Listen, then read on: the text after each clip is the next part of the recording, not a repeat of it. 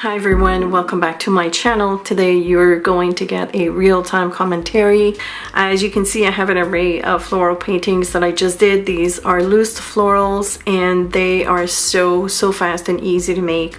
I call this my dot, wiggle, swipe, repeat method.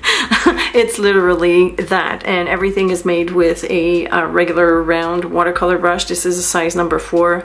Obviously the size of your flowers will be dictated by the size of the brush that you are going to use, and I just happen to love this small size. This is a little bit bigger. I used a bigger brush so you can see the difference, but I think they're just great to give away. They're very quick paintings. They're perfect for gifts.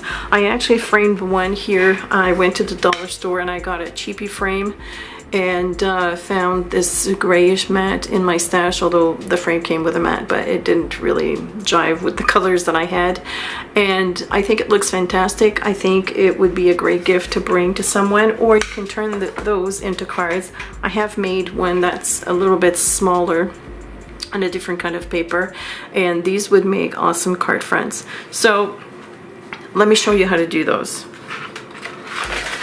The paper I'm using is by Fabriano. It's their Artistico line, extra white, 140 pound, 100% cotton, and this is the cold pressed fine grain. So there's very little texture. For the beginning of this exercise, I'm going to give you an overall view because a lot of people like to see how I dip my brush in the paint as well as in the water. But then again, I'm going to zoom in because you'll lose the essence of this whole tutorial. So basically what I do is I start by loading up my brush. I have mixed orange with yellow and red. And I'm just going to start my first flower, so which I want to have it about here. So I'm only going to put 3 dots of paint quite close to each other. I'm going to remove the excess paint on my brush, dip in my very dirty water, and then in my clean water. I don't want my brush to be soaking wet, but fairly wet. And I'm just going to, with the tip of my brush, expand the color. And I'm just really dabbing at it. I'm going to repeat the process here. Sometimes I wiggle the brush and it'll give me some kind of a fun effect.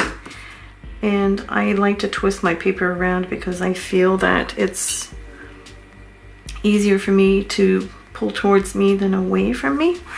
And that's all it is. You can also, if you want, and I'm going to zoom in now that you know how I dip my brush and everything. I'm going to zoom in so that you can see that you can also remove the harsh edges by having a very clean, thirsty brush, which means that I have dabbed it on my paper towel here and just starting from the white, walking into the color. And as you can see, it softens up the edge as well. But when I do loose painting, I'm not aiming for perfectly blended and tapered edges. I want this to be a little bit patchy, if I can explain it that way. Now I'm going to do 2 more dots here, and it's okay if the color walks into the other petals. Again, dip in the dirty water, clean, dab a little bit on my paper towel, and just by wiggling my brush, I can create the other petal. And that is all. This is the flower, and I love the effect. The patchier, the better.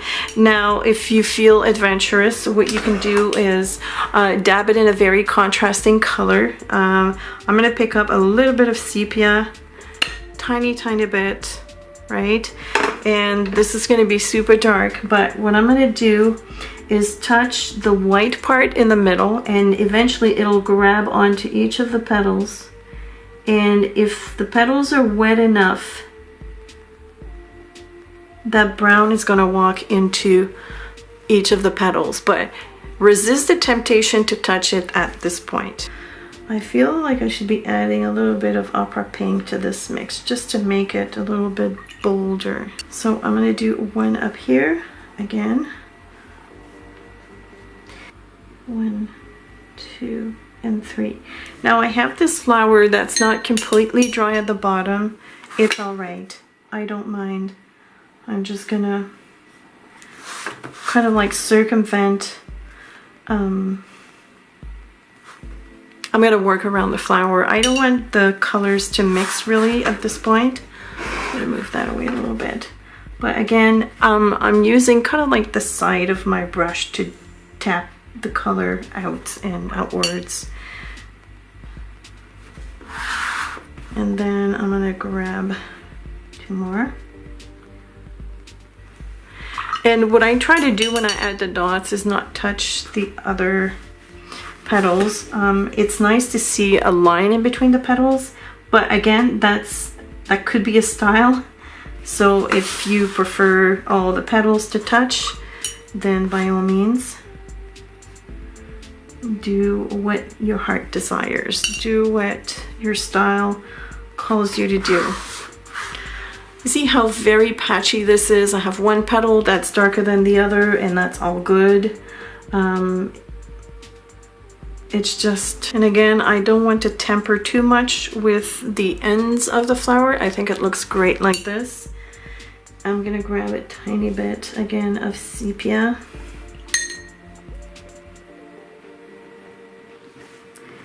And introduce it in the middle here.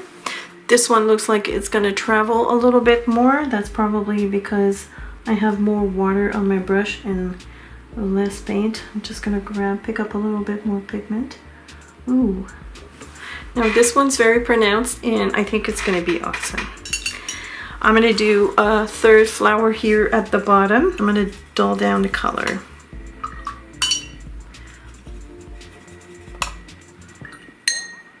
Maybe add a little bit more opera pink and some water. And I'm getting kind of like this muted burgundy, I want to say. And I think it's going to look great with these two. So let me situate that one a little bit more towards the bottom. So again, 3 dots.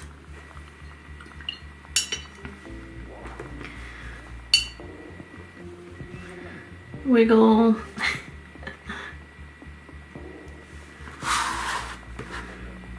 More wiggling. And once you get the hang of it, you can mass produce these fairly quickly, actually. I don't have a lot of pigment in this color, so I might have to reload.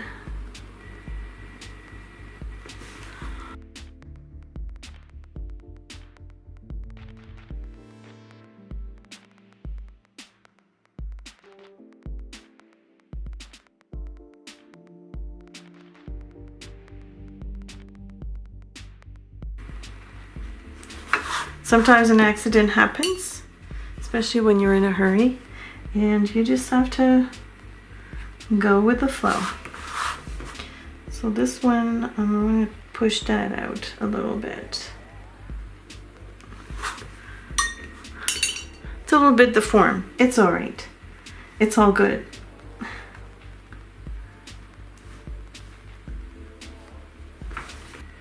In the middle right here.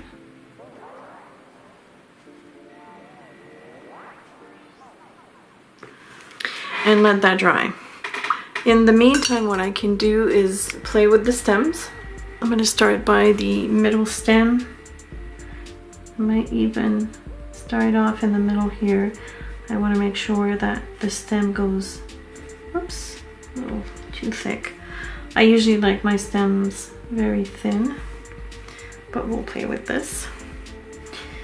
And this one, I want it curved this way.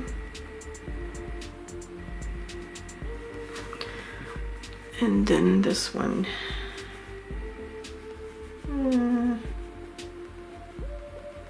Let's do it here. All right. And I like to fatten up the bottom of my stems. And again, keep it very simple. Don't be too fussy. If you have like a little wiggly thing like this could be the beginning of a leaf, so I would leave it like that.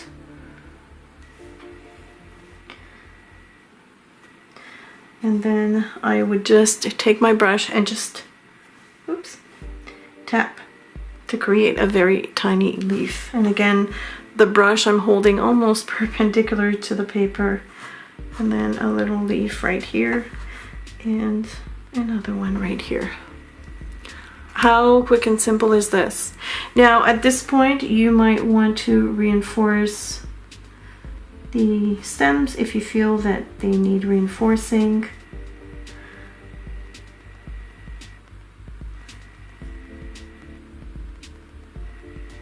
Now it looks like the middle here is going to stay quite dark, and what I would like to do maybe is introducing a little bit of white gouache, or in this case I have white ink, and I'm gonna give it a little bit of drying with the heat gun. I have a little bit of ink left over from a previous project. Just gonna mix it in.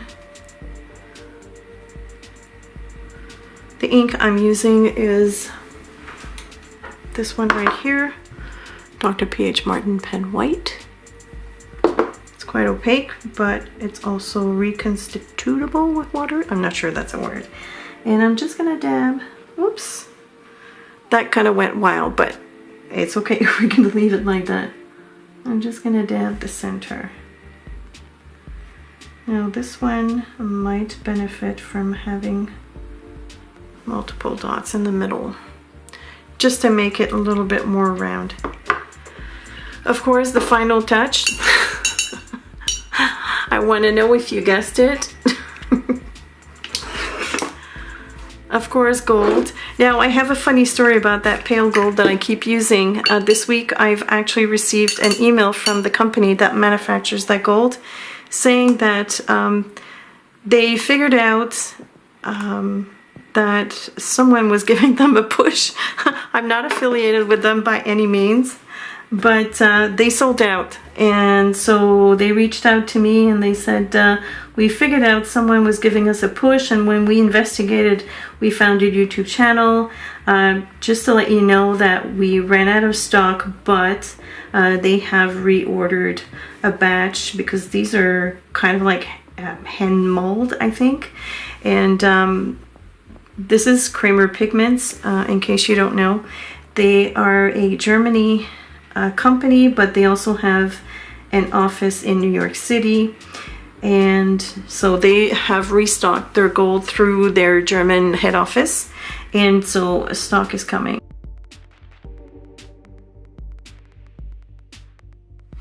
So there you go. I have now a nice array of either frames or card fronts to give away when I have a need for it. I also absolutely love the two tiny ones, and of course the one that we made together and the one in the frame. So please do give this a try. Let me know how it went for you, and if you want to share your artwork with me, you can tag me on Instagram. I'm at Création CC on all of my social media. Thank you so much for watching. I want to say a big thank you to my awesome patrons who are supporting my art over at Patreon. You guys are the best. Don't forget that I always leave the supplies list in the description of this video, so if you have any questions about the supplies that I've used, you can check out the description. If you have any questions or comments, please feel free to leave them below, and I will see you soon.